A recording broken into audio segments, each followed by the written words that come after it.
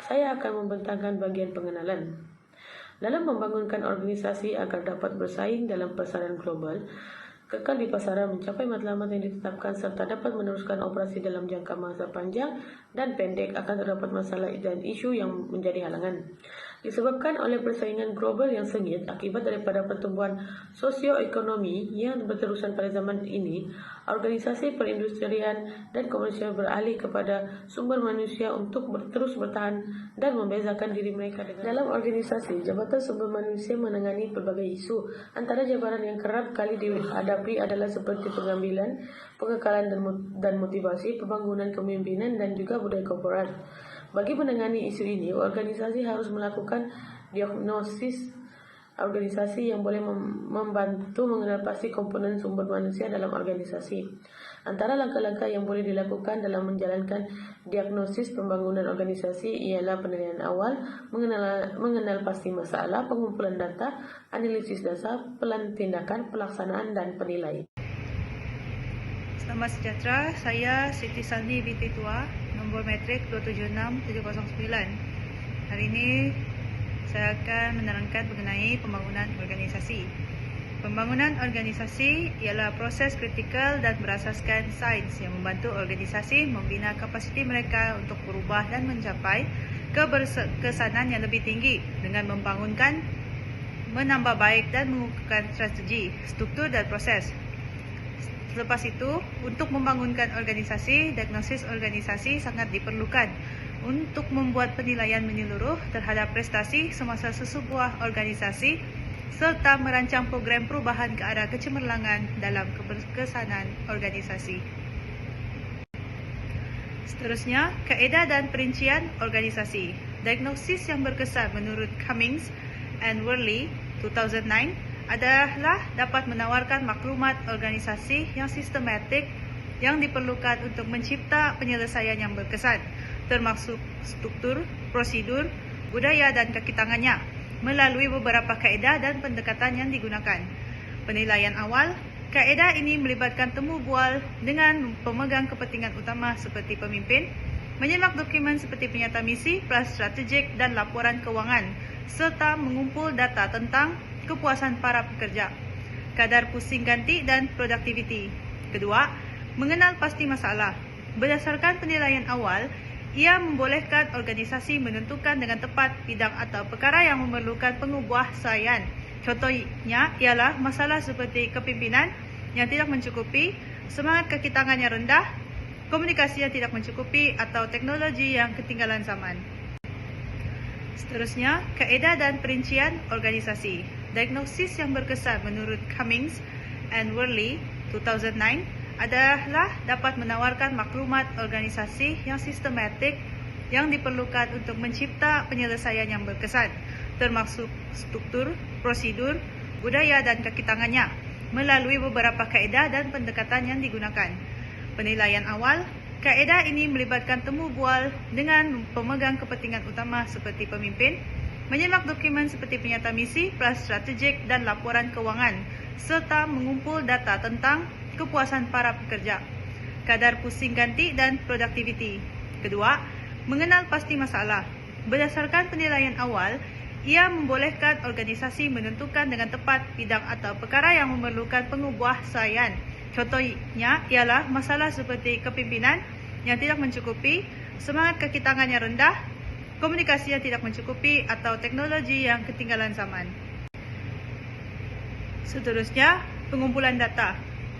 Untuk lebih memahami masalah yang telah dikenal pasti, organisasi perlu mengumpul data tambahan melalui tinjauan, kumpulan fokus yang terlibat dan kaedah lain. Data ini boleh membantu mendapatkan butiran yang lebih tepat tentang masalah dan menyokong atau menafikan penilaian awal.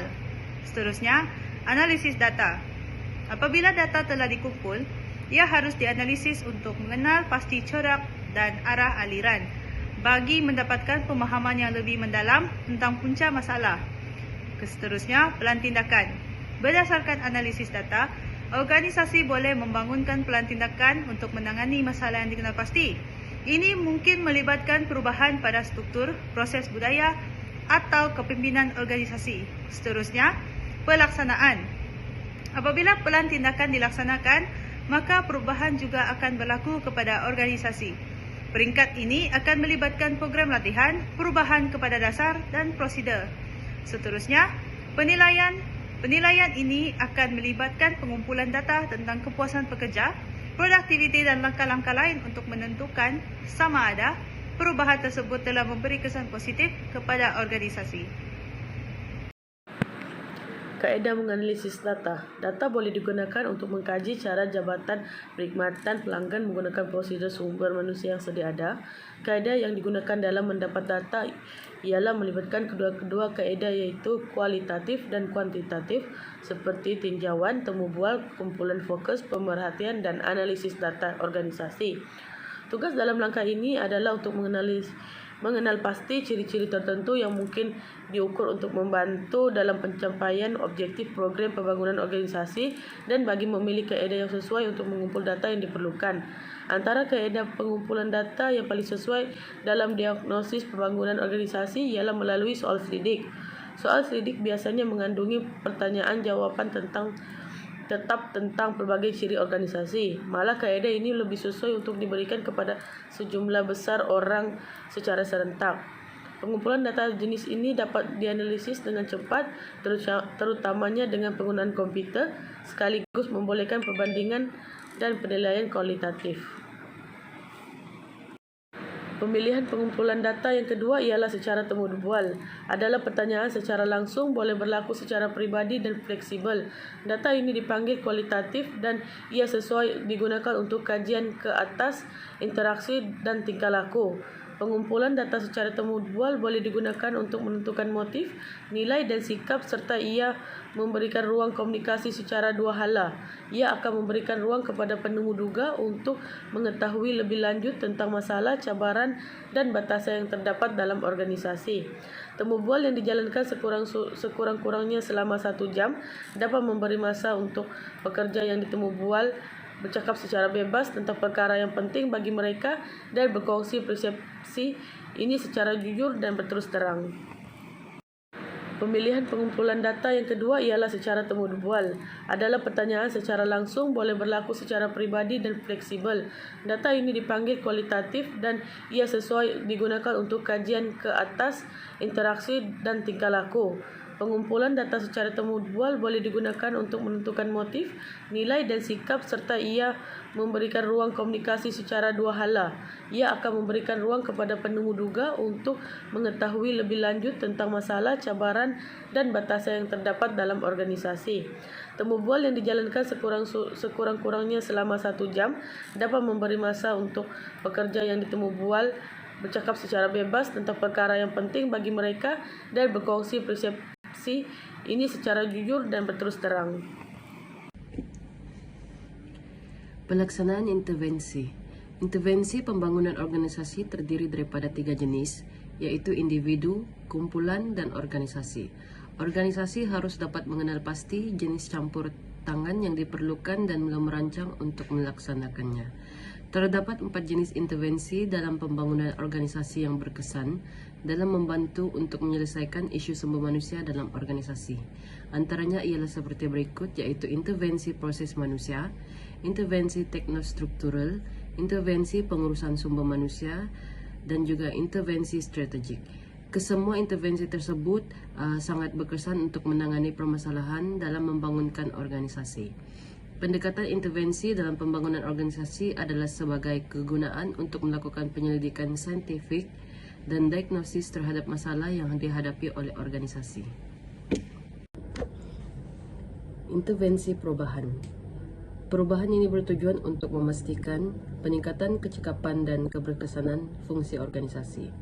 Perubahan dibawa melalui penglibatan pekerja dalam organisasi, manakala perunding memudahkan proses perubahan.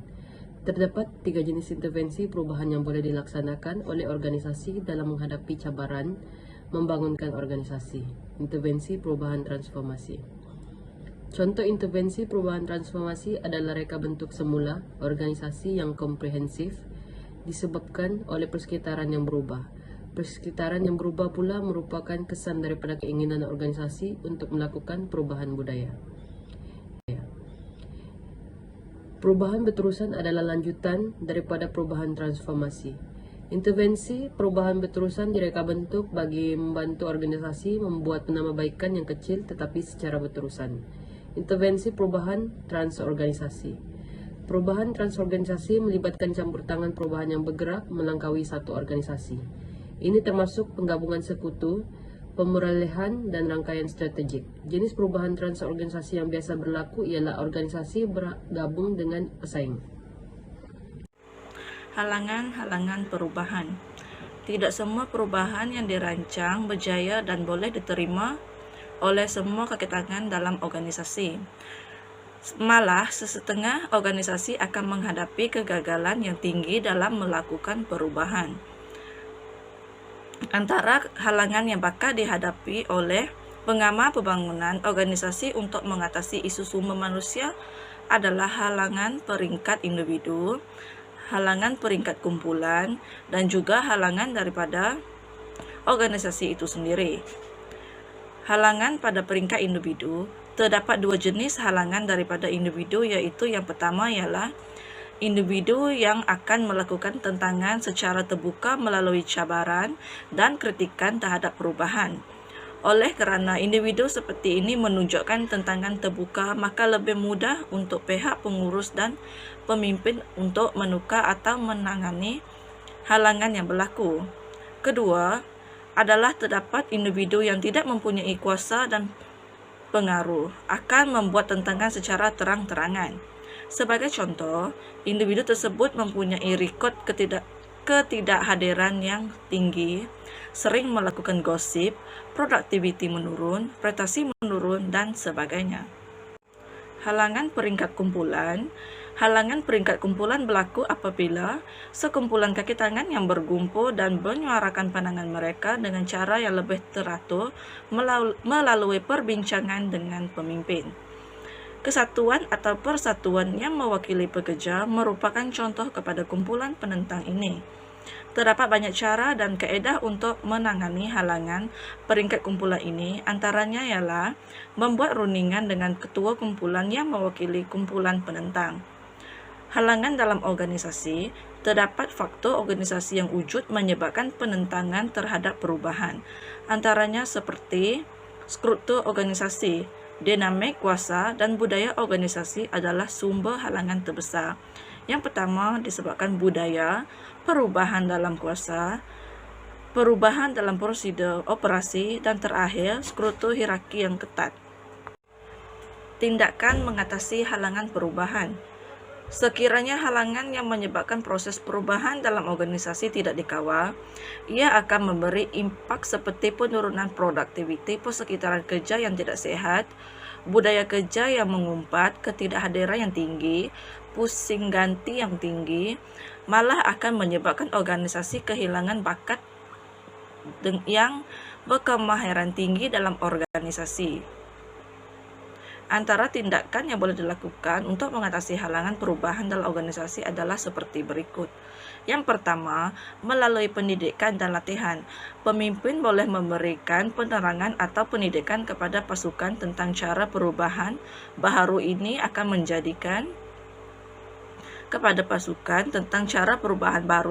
menjadikan operasi atau cara bekerja mereka akan bertambah lebih baik dalam melakukan perubahan. Latihan juga wajar diberikan kepada pekerja agar mereka dapat menyesuaikan diri, yakin, selesa dan mahir dalam mengendalikan proses, cara serta operasi kerja yang baru diadaptasi dalam organisasi. Kedua, penyertaan pekerja dalam pelan pengurusan perubahan. Pekerja akan merasakan bahawa pandangan mereka penting dan mereka dihargai oleh organisasi apabila mereka disertakan dalam proses pengurusan perubahan.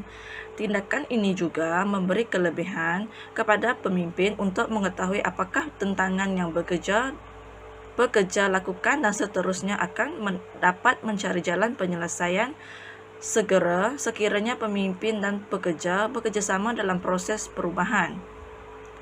Yang ketiga, pengamal data tinjauan daripada pekerja. Sebelum perubahan dilaksanakan, organisasi perlu mengambil kira tentang pandangan dan perasaan pekerja tentang perubahan tersebut. Mereka juga layak untuk memberikan cadangan untuk memudahkan proses perubahan dijalankan dalam organisasi.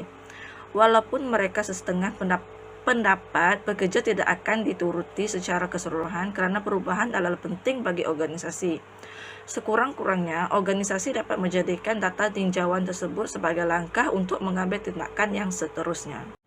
Kesimpulan, perubahan dalam organisasi adalah penting untuk menjamin pembangunan organisasi berterusan untuk terus kekal bersaing di pasaran dan mencapai matlamat.